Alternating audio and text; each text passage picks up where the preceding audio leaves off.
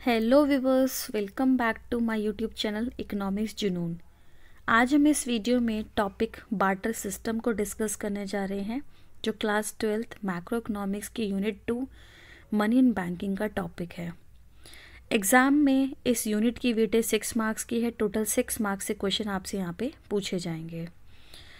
तो ये topic important इसलिए रखता है क्योंकि हम बेसिकली जो यूनिट पढ़ने जा रहे हैं वो है money in banking. But India में मनी इन बैंकिंग की शुरुआत होने से पहले, money system, monetary system develop होने से पहले इंडिया में बार्टर सिस्टम था। तो इसलिए ये टॉपिक रेलिवेंट रखता है और यहाँ से आपसे एग्ज़ाम में क्वेश्चन पूछे जाते हैं। तो चलिए स्टार्ट करते हैं कि बार्टर सिस्टम क्या है।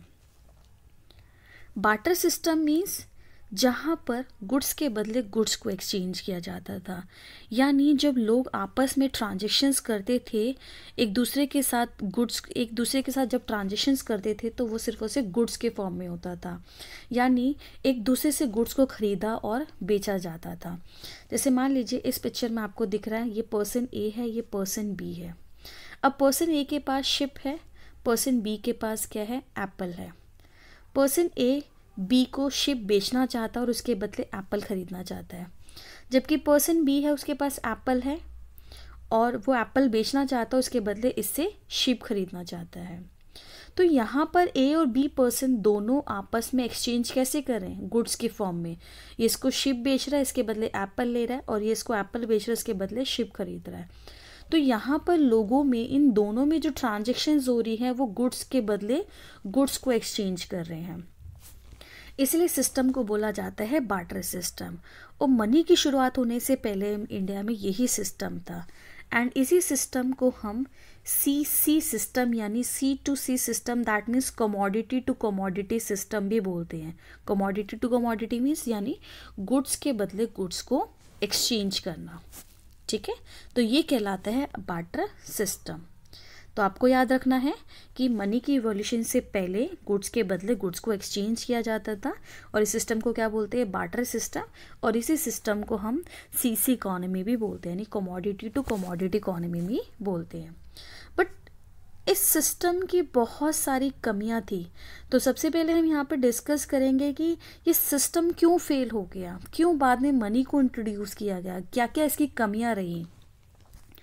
तो सबसे पहले सिस्टम में जो कमी थी वो थी lack of double coincidence of bonds.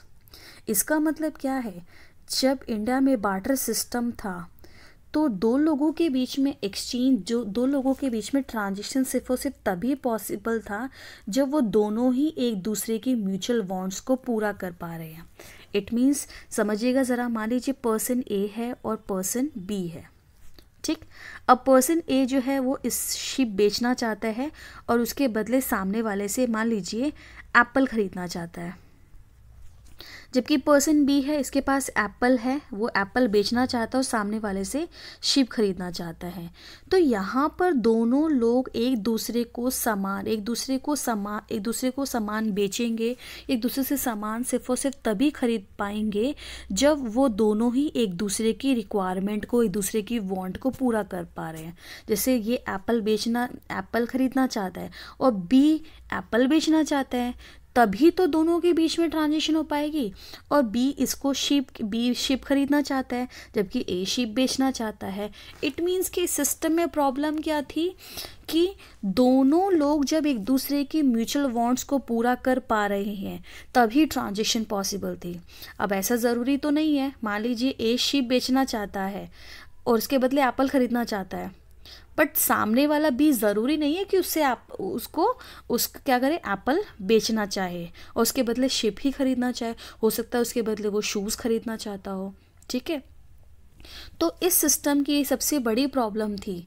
ठीक है, यानी इस सिस्टम के थ्रू दो लोगों में एक्सचेंज या जो ट्रांजेक्शन तभी पॉसिबल था जब वो दोनों एक दूसरे की म्यूचुअल बॉन्ड्स को पूरा कर पा रहे हैं। ठीक है, सेकेंड प्रॉब्लम थी सिस्टम में lack of divisibility. Lack of divisibility का मतलब क्या है, यानी कई बार गुड्स को डिवाइड करने में प्रॉब्लम आती थी।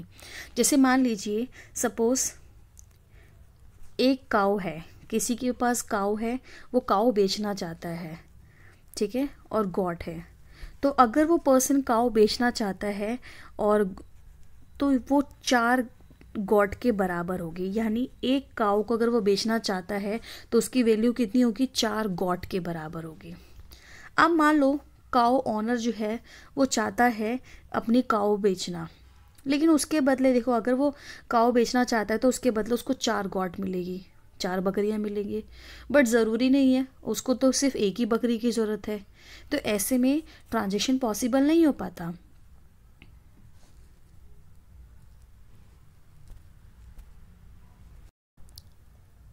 अब ऐसे में ट्रांजेक्शन पॉसिबल नहीं हो पाएगा। क्यों? क्योंकि अब काऊ को थोड़ी ना यहाँ पे डिवाइड किया जाएगा। एक काऊ जो है वो 4 गॉड के बराबर है, बट उसको एक्चुअल में एक ही बकरी की ज़रूरत है, एक ही गॉड की ज़रूरत है। तो ऐसे में गोट ओनर ये थोड़ी ना करेगा कि क्या करेगा, तो ऐसे में काऊ को थोड़ी ना डिवाइड कर दिया जाएगा। क्लियर है? तो सेकंड प्रॉब्लम क्या थी, डिविजिबिलिटी में प्रॉब्लम आती है। Third problem is lack of store of value, क्योंकि गुड्स के बदले गुड्स को एक्सचेंज किया जाता था। अब देखिए गुड्स है, गुड को स्टोर करना उसमें भी खर्चा पड़ेगा। अब गुड्स की वैल्यूज़ क्या होती है, बार फ्लक्चुएट होती है। अब गुड्स को मान लीजिए हॉर्सेस है, काऊ है, बफेलो है, आप उनको कहाँ पे एक जगह से दूसरी जगह लेके जाओगे। इसके अलावा गुड्स बहुत सारे ऐसे होते हैं जो पेरिशेबल होते हैं, जल्दी ख़राब हो जाते हैं, जैसे दूध वगैरह हो गया। तो ये गुड्स के साथ प्रॉब्लम आती थी। ठीक है, तो यानी उन गुड्स को स्टोर करने में क्या होती थी, प्रॉब्लम्स आती थी। तो ये थर्ड प्रॉब्लम थे बार्टर सिस्टम की। Fourth problem is lack of common measure of value. It means कि देखो जब कॉमन यूनिट नहीं होगी तो आप प्रॉपर तरीके से इवैल्यूएशन नहीं कर पाओगे। जैसे मान लीजिए क्लोथ है, उधर मिल्क है। आप जानते हैं कि क्लोथ को कैसे मेजर किया जाता है, क्लोथ की यूनिट क्या है, मीटर। और मिल्क को कैसे मेजर किया जाएगा, लीटर के अंदर। तो क्या आप क्लोथ को मिल्क के फॉर्म में मेजर कर पा रहे हो? एक प्रॉपर कॉमन यूनिट नहीं। आप चीज़ों को मेजर कैसे कर सकते हो, जब एक कॉमन यूनिट हो।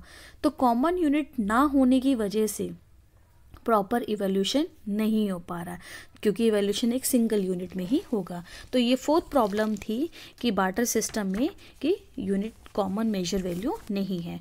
And fifth problem is lack of standard of deferred payment. तो सबसे पहले हम डेफर्ड पेमेंट का मतलब समझते हैं।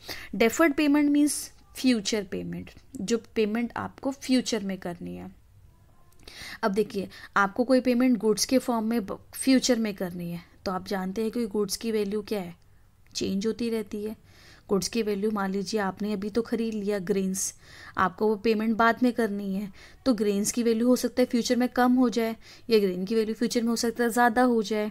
ठीक है, अब मान लीजिए आपने एप्पल खरीदे, आपने अभी एप्पल खरीद लिए, पेमेंट आपको एप्पल के फॉर्म में 1 साल बाद करनी है, तब तक तो एप्पल ख़राब हो जाएंगे। तो ऐसी पेमेंट जो आपको फ्यूचर में करनी है, लेटर ऑन करनी है, तो उसको गुड्स के फॉर्म में करने में प्रॉब्लम आती थी। कई बार उसकी क्वालिटी सफ़र करती थी, कई बार क्वांटिटी सफ़र करी थी, वैल्यूज़ क्या होती थी, बार बार चेंज होती रहती थी। तो ये 5 डिफ़िकल्टीज़ है, 5 प्रॉब्लम है बार्टर सिस्टम के, जो आपको ध्यान में रखनी है। तो इन्हीं प्रॉब्लम को बाद में, क्योंकि ये सारी बार्टर सिस्टम की प्रॉब्लम थी कि डबल कोइंसिडेंट ऑफ बॉन्ड्स की प्रॉब्लम आती थी, डिविजिबल नहीं कर सकते थे, स्टोर करने में प्रॉब्लम आती थी, एक कॉमन यूनिट नहीं थी जिसमें मेजर किया जा सके, या फ्यूचर पेमेंट करने में प्रॉब्लम आती थी।